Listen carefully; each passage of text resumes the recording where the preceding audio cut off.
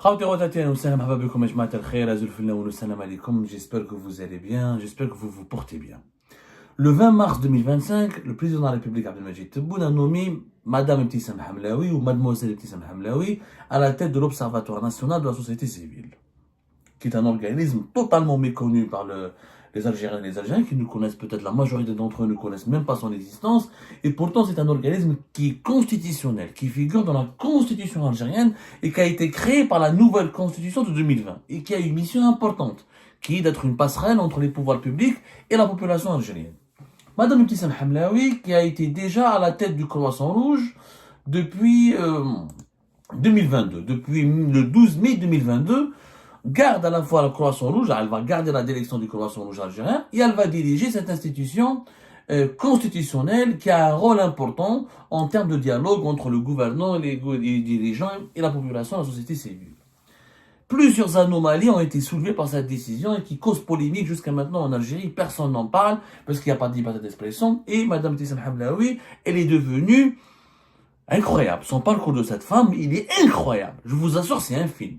Moi, je pense que Ibtissam Hamlaoui devrait signer avec Netflix pour raconter son histoire. Elle est devenue une intouchable de la République. Elle est devenue très puissante. C'est l'une des femmes, si ce n'est peut-être la femme la plus puissante du pays en ce moment, c'est Madame Ibtissam Hamlaoui, Mademoiselle Ibtissam Hamlaoui. Elle est extrêmement puissante. Alors, vous allez nous aller, doucement mais seulement. Mais avant de parler d'Ibtissam Hamlaoui, d'abord l'anomalie de cette décision. L'Observatoire national de la société civile, il a 3 présidents en moins de 2 ans. 3 présidents. Avant Ibtissam Hamlaoui, c'était Nordin Ben Brahim, un ancien scout, un ancien responsable des scouts, les scouts musulmans algériens, qui est très connu, qui était notamment très connu à l'époque de Bouteflika. Nordin Ben Brahim, il avait été nommé en janvier 2023, il a été liquidé en mars 2025. Et avant lui, il y avait Abdelrahman Hamzaoui, qui était le premier président de l'Observatoire, qui a été créé en avril 2021, alors qu'il existe dans la constitution algérienne de 2020. 3 présidents en 2 ans déjà. Une instabilité, une instabilité chronique, une instabilité inquiétante pour un organisme qui est censé être stratégique et qui est censé participer à la démocratisation de la vie politique au pays et répondre aux revendications du Hirak. Pourquoi? Parce que l'Observatoire de la société civile a été créé en vertu de l'article 2013. C'est le dernier amendement de la Constitution de novembre 2020. Cet observatoire, quelle est sa mission? Il a une mission de donner des avis sur les activités et les sujets de préoccupation de la société, sur les projets et les textes législatifs et réglementaires, élaborés de mettre en œuvre des politiques publiques. En fait, il donne des avis sur l'impact de la politique du gouvernement et de l'État sur la société civile. Du point de vue de la population, comment telle loi ou tel texte législatif ou telle activité de l'État est ressentie ou elle est vécue du point de vue de la population, quel est son impact. C'est un organisme. L'idée est très intéressante. L'idée est vraiment intéressante de créer un observatoire qui permet à des membres de proposer des avis. Il est consultatif, il est directement placé sous la présidence du président de la République, sous l'autorité du président de la République, le chef de l'État. Donc, il permet de faire des rapports, de donner des avis détaillés et de faire des consultations pour dire voilà ce que sent la population, voilà ce que dit la population. Voilà comment la population ressent l'impact de telle ou telle politique. C'est une bonne idée. En soi, c'est une bonne idée. Déjà, en Algérie, on a un problème. Les dirigeants algériens sont aveuglés par leurs certitudes et par leur pouvoir et leurs abus et leur déconnexion avec la réalité du quotidien de la population algérienne explique en grande partie le sous-développement du pays. Donc, c'est une bonne idée. Sauf que n'a jamais pu fonctionner. Cet observatoire de la société civile, on n'a jamais entendu parler de lui. Il a été transformé en une coquille vide, comme le Conseil supérieur de la jeunesse algérienne. Le même organisme qui existe aussi, qui a été créé par la Constitution de 2020. Ce sont des organismes qui sont devenus des coquilles vides et qui ont été utilisés pour faire la propagande du pouvoir et qui ont tous participé à la campagne du 2e mandat de Tebboune, ou là qui sont utilisés régulièrement pour dire vive Tebboune, vive le pouvoir.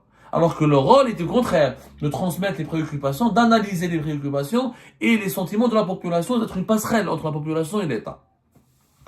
L'Observatoire national, il est censé être composé d'une 50aine de membres, choisis parmi d'autres organisations, qui met le président du Haut Conseil islamique, le président du Conseil économique et social, le Conseil national des droits de l'homme, l'Institut d'études stratégiques globales, et le mandat, normalement, est fixé à 4 ans. Les membres de cet observatoire ont un mandat de 4 ans. Ils sont censés donc fournir des rapports, des idées, des propositions pour améliorer la relation et le dialogue entre les pouvoirs publics avec la population. Rien n'a été fait. Et Petit Sam Hamlaoui, déjà la nomination de Petit Sam Hamlaoui, avant même, au-delà de sa personne, cet observatoire cause problème, il ne sert à rien. Il a été malheureusement une belle idée qui a été gâchée, qui a été totalement détournée de sa vocation, parce qu'en Algérie, on a une obsession. On veut soumettre les institutions publiques aux besoins personnels des dirigeants. On a fait de ces institutions une coquille vide parce qu'on les a utilisées juste pour faire de la propagande et pour dire que le président Abdelmadjid Tebboune, c'est le meilleur, c'est le plus beau, et personne ne doit le contester, ne doit le critiquer, et donc pour un instrument de la dictature, au lieu d'être un instrument de la démocratie. Ça, c'est malheureux. Maintenant, Hadi Ibtissam Hamlaoui, Wallah, ya jma'a, sincèrement, son parcours est extraordinaire. Elle est âgée de, je crois, 45 ans, 44 ans peut-être, 44 ans, je crois. Elle est âgée de 44 ans. Voilà, je vais vérifier mes notes. À 44 ans, elle est présidente du Croissant Rouge, qui est un organisme prestigieux, qui a une portée universelle, qui travaille, qui opère à l'étranger comme au niveau de son territoire national. Et elle est extrêmement puissante parce qu'elle est l'une des femmes les plus proches du clan Tebboune. On l'a dit, on lui dit, elle m'a dit, c'est une vérité. Elle est proche de certains conseils de Tebboune et elle est protégée. Personne ne peut la critiquer. Le problème, c'est qu'on lui a confié un deuxième poste sans la dessaisir de son premier poste. Donc, comment elle peut diriger le Croissant Rouge algérien et l'Observatoire national de la société civile, alors que ces deux activités pleines, très engagées, qui demandent du temps, de la consultation, de la concertation, de l'énergie, etc. Déjà, c'est un manque de respect pour ces deux institutions. Est-ce qu'elle a les compétences et l'énergie nécessaires pour gérer les deux? Je ne crois pas. Les deux sont deux tâches complémentaires, certes, mais c'est deux tâches aussi très différentes. L'humanitaire, le caritatif pour le Croissant Rouge, et la proposition d'idées, de solutions et de rapports et comment dirais-je, et d'avis consultatifs assez approfondis pour le deuxième organisme qu'elle dirige, qui est l'Observatoire national de la société civile. Déjà son bilan à la tête, avant même de parler de son bilan, son parcours, où je trouve Ibtissam Hamlaoui. C'est extraordinaire. À l'époque, avant le Hirak, elle soutenait, au début du Hirak, elle était avec Bouteflika. Elle était avec l'équipe de Bouteflika, elle était une partisane pratiquement déclarée du 5e mandat. Et elle était une partisane déclarée du régime de Bouteflika. Elle traînait avec les députés Lana, partisane, Jmaat Saïd Bouteflika, Jmaat le régime Bouteflika, elle était leur amie proche et elle a fréquenté, connu plusieurs personnalités importantes du clan Bouteflika. Dans un député important, c'est pas la peine de citer le nom de ce député, c'est pas lui le problème. Ensuite, dès que le Hirak a commencé, elle a été contre le Hirak, comment on peut lui donner, et rappelez-vous, comment elle peut être présidente de l'Observatoire national de la société civile, alors qu'elle-même, elle a du mépris pour la société civile. Lorsque le Hirak il avait commencé, elle était directement, dès la chute du régime de Bouteflika, elle s'est alignée, elle a rejoint le clan Gaïd Salah, elle s'est alignée sur les positions du clan Gaïd Salah, et elle a fait de Gaïd Salah un dieu vivant, et elle n'a pas cessé de diaboliser, d'insulter les opposants et les hirakistes. C'est elle qui a d'ailleurs dit sur un plateau de télévision algérienne que moi les hirakistes me dérangent chaque vendredi, je ne peux même pas faire la sieste, ils viennent, ils crient sur ma fenêtre, etc. Le mépris, d'abord la médiocrité, d'abord la bassesse, d'abord le manque d'intelligence et de clairvoyance. En plus, elle se permettait de donner elle rabaissait les hirakistes qui sont, c'est ça la société civile, c'est la population. Qu'est-ce que c'est que la population, c'est la société civile, si ce n'est pas les partisans du Hirak qui étaient des millions de personnes et qui ont défilé dans les rues des grandes villes du pays chaque semaine durant pratiquement plus d'une année. Donc, déjà, elle est méprisante à l'égard de la population civile. Tout court, à l'égard de la population. Elle est uniquement du côté du dirigeant. Ce que disent les dirigeants, elle applaudit. Pour elle, elle est toujours du côté du clergé, du côté de l'Algérie d'en haut, du côté du pouvoir et des clans du pouvoir. Maître Gaïd Salah 2019, elle a changé de chemise. C'est une personne qui n'a ni fond, ni idéologie, ni vision, ni idée, ni culture, ni état d'esprit. Moi, les intérêts. Elle cherche que ses intérêts. Ses intérêts, c'est quoi? Occuper une fonction, avoir de l'influence, avoir du pouvoir et devenir une personne de réseau, une femme de réseau. Juste après, et pendant Gaye Salah, elle était très proche de Wassini Bouazza, l'ex-patron, l'ex-homme fort des services de l'enseignement algérien, de avril 2019 à avril 2020. Et d'ailleurs, elle était contre Tebboune. Elle n'a jamais été une partisane de Tebboune. Mais qui met Gaye Salah ou Tahat Bey Wassini Bouazza, جابتها مع تبون. Elle s'est rapprochée de l'équipe Tebboune. Elle est toujours avec les puissants. Quand le roi est mort, elle est toujours une courtisane du roi. Et quand un roi meurt, elle dit vive le nouveau roi. Elle devient la courtisane du nouveau roi. C'est une courtisane, ni plus ni moins. Une courtisane, j'essaie de le dire au sens propre du terme, Allahumma inni sa'im, parce que malheureusement, on lui prête d'autres comportements, mais moi je m'en fous de sa vie privée, parce qu'effectivement, malheureusement, Ibtissam Hamlaoui, c'est une jeune blonde, Zama, etc. Elle arrive à plaire à ses interlocuteurs et parmi ses secrets, parmi les secrets de son ascension, c'est sa féminité assumée. Voilà, elle se présente comme une femme belle, comme une femme charmante, comme une femme mignonne, qui parle bien, qui est décomplexée, qui est civilisée, qui est ouverte. Et malheureusement, dans un pays, comme bravo le proverbe, au pays des aveugles bornés les rois, et au pays des frustrés, n'importe quelle femme, n'importe quelle belle femme, entre guillemets, qu'est-ce que c'est que la beauté, elle est relative. Et malheureusement, une femme charmante et une femme qui s'assume, ou une femme qui assume sa féminité, qui met en exergue sa féminité, ben, elle arrive à percer très facilement et à obtenir tout ce qu'elle veut. C'est ce qui s'est passé avec Madame Ibtissam Hamlaoui. Il faut dire la vérité parce qu'elle n'a pas de fond.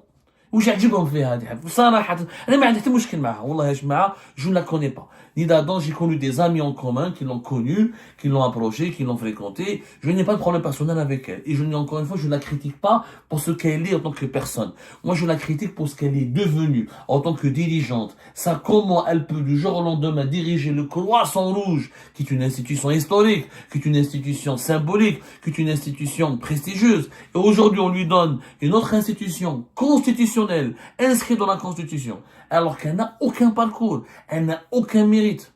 Elle a fait médecine, c'est un médecin, je ne sais même pas si elle a exercé la médecine, elle a en tout cas fait médecine, elle a étudié la médecine, mais sur le plan politique, sur le plan professionnel, elle n'a fait que changer de chemise et s'aligner avec les plus puissants. Pour plaire à Tebboune, elle a trouvé très facilement elle a facilement trouvé le chemin pour séduire Tebboune. Insulter le Maroc jour et nuit. Insulter les opposants, insulter les Hirakis, ensuite insulter le Maroc. Elle ne fait que insulter, elle n'a pas d'argument, elle n'a pas elle n'a pas de regarder ses interventions à la télé. Il suffit juste de l'entendre. Elle n'a pas une réflexion qui est mûrie, qui est approfondie, qui est, comment dirais-je, qui est élaborée, qui est sophistiquée. Qu'il y ait des gens, des partisans du pouvoir, mais tout le cas, un homme d'une réflexion, un homme des arguments, un homme des convictions, un homme un certain niveau d'instruction. Il y a ma cache, elle est dans les slogans, dans l'injure, dans l'insulte, dans la diabolisation de tout ce qui est le régime algérien n'aime pas ou n'apprécie pas. Moi, je vais faire un moment. Membed s'est rapproché de Amirouche Hamadesh, qui est le secrétaire particulier de Tebboune. Elle est devenue son amie. Ensuite, elle est devenue l'amie de Kamel Sidi Saïd, qui est le principal directeur général de la direction de la communication et des relations publiques du palais présidentiel d'Al-Mouradia. Ensuite, on lui prête des amitiés avec tous les dirigeants algériens. Il n'y a pas un dirigeant qui la connaît pas. Elle a accès à tous les bureaux. Elle a accès à tous les services. Elle a accès à... Yaoudi Oulad Yarba. كنت كمل هكذا مدام Ibtissam Hamlaoui elle va succéder à Tebboune. Elle peut succéder un jour à Tebboune. Je vous assure, elle est extrêmement influente. Avec rien. لو كان جات قاريه لو كان جات يعني شغل من كيما لويزا حنون على دو باك جراوند على دو باركور ولا كيما خالده تومي ولا والله معليش مرحبا و ça fait plaisir d'avoir une figure féminine sur la scène politique qui soit influente qui soit puissante dans une société machiste dans une société conservatrice. Vous connaissez mes engagements, vous connaissez mes valeurs. Je suis un homme très ouvert, je suis un grand partisan de la condition féminine, je suis un grand soutien des féministes algériennes, je suis un grand partisan pas d'égalité, de la parité entre hommes et femmes.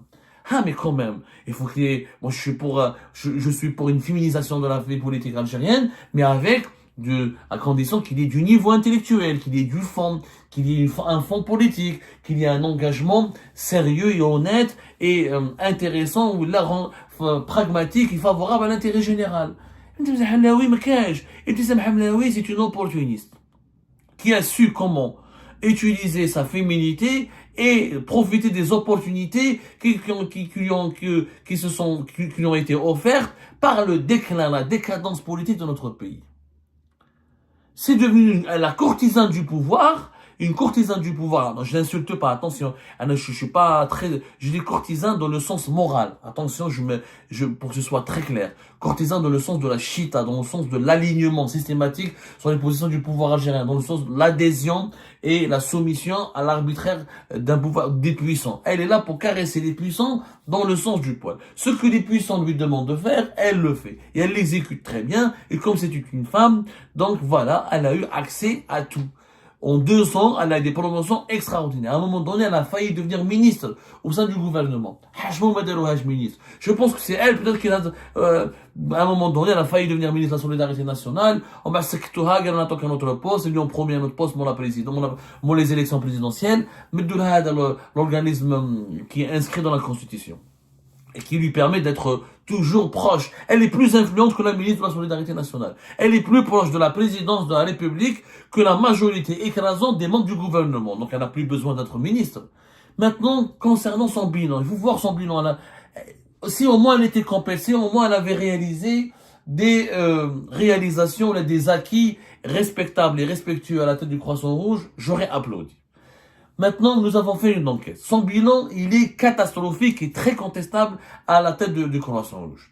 Licenciement abusif et intimidation pour plusieurs personnels. Plusieurs témoignages nous ont rapporté qu'ils ont été licenciés abusivement et que toute personne qui s'oppose et qui contredit ou qui essaie de dire à madame ou à mademoiselle Tissem Hamlaoui que sa politique elle est pas juste, qu'elle est erronée ou qu'il s'agit ou qu'elle commet des bêtises, eh ben elle les met à l'écart.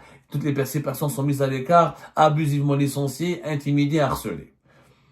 Il y a une absence totale de coordination avec les pouvoirs publics. Le Croissant Rouge algérien, auparavant, il était travaillé avec les ministères, il travaillait avec les membres du gouvernement.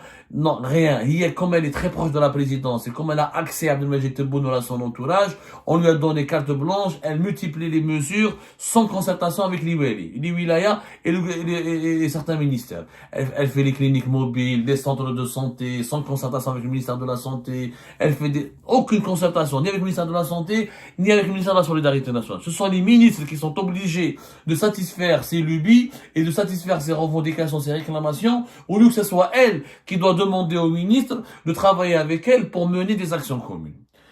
Conflits avec des partenaires internationaux. Elle a beaucoup de conflits avec pas mal d'ONG, d'associations internationales avec lesquelles elle avait l'habitude de travailler. Opacité financière et totale au niveau de la gestion des bilans financiers. Les fonds, il y a par exemple, il y a des comités locaux du Croissant Rouge en Algérie sur les différents wilayas. Leurs fonds ont été saisis. Tout a été centralisé au niveau de la direction générale. La gestion des deniers publics ou de l'argent public, elle n'est pas du tout transparente. Les dépenses, les antennes locales du Croissant Rouge, ils ont été privés de leur autonomie financière. Les comptes bancaires de tous les comités du wilaya ont été tous centralisés et gérés que par elle et son cabinet. Les jma'at du Croissant Rouge, ils peuvent témoigner au niveau du wilaya et au niveau des régions, ils n'ont plus aucune autonomie. Tout doit passer par elle et elle gère tout l'argent et c'est des sommes phénoménales sur lesquelles nous allons revenir. Nous allons pas faire une enquête très spéciale, on va faire un focus, on va braquer les projecteurs sur le Croissant Rouge algérien. Vous allez voir, les enjeux sont énormes, des enjeux financiers énormes. Les dons. Il y a des Algériens et des Algériens, il y a des ambassades, il y a des institutions internationales, il y a des États étrangers qui donnent des dons au Croissant Rouge algérien. Les mêmes choses. Il y a même des wali, l'État, les wali, des entreprises étatiques donnent des dons au Croissant Rouge. Comment ils sont gérés? Pas de transparence. Beaucoup de sources internes au sein du Croissant Rouge nous parlent de détournement de dons ou de gestion opaque de dons qui n'ont pas servi à financer les activités initiales et qui sont la vocation même du Croissant Rouge. Aucune enquête là-dessus.